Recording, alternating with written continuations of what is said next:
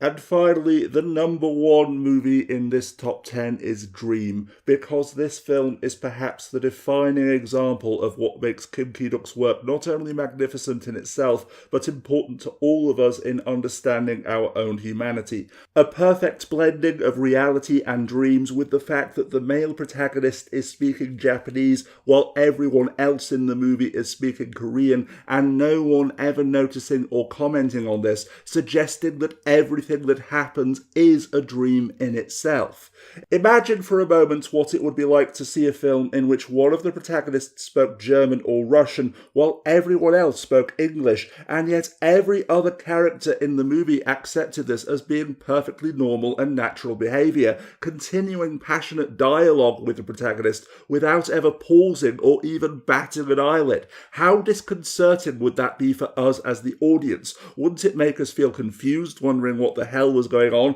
and leading us to question everything else that we saw and heard? Well, although we could never experience this for ourselves while watching Dream unless our first language is actually Korean, that is exactly the kind of atmosphere which Kim Ki-Duk sought to create. But even leaving that aside though, the film is also a perfect blending of the real and the surreal, the mundane, the brutal and the spiritual, steeped in Buddhist symbolism and belief, simultaneously exploring both the positive and the negative, the yin and the yang, the darkness and the light, without the black and white motif in particular ever becoming eye-rollingly obvious, heavy-handed or preachy. On one end of the spectrum, depicting and exploring dark, malevolent obsession, while at the same time and to an equal degree depicting and exploring the transcendent beauty of self-sacrifice, redemption and genuine spiritual love, with Kim Ki-Duk maintaining the balance between those extremes even more perfectly than he does in any of his other films to date.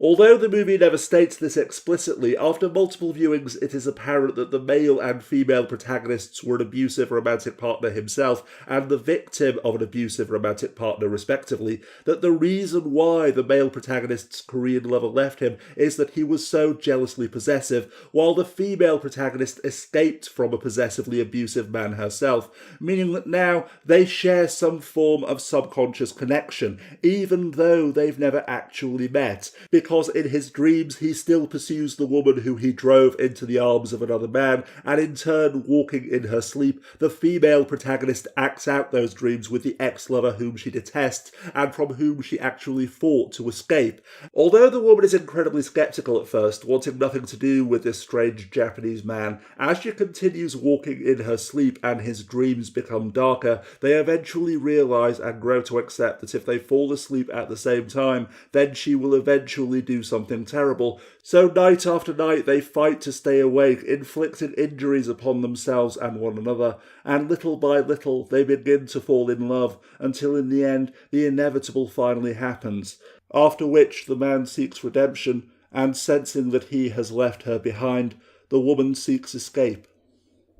How can a movie which depicts increasingly brutal self-injury and ends in a double suicide possibly be an affirmation of the transcendent and eternal beauty of spiritual love and the connection between two souls, even beyond death itself? My friends, I give you the defining pinnacle of the work of the master screenwriter and director Kim Ki-Duk.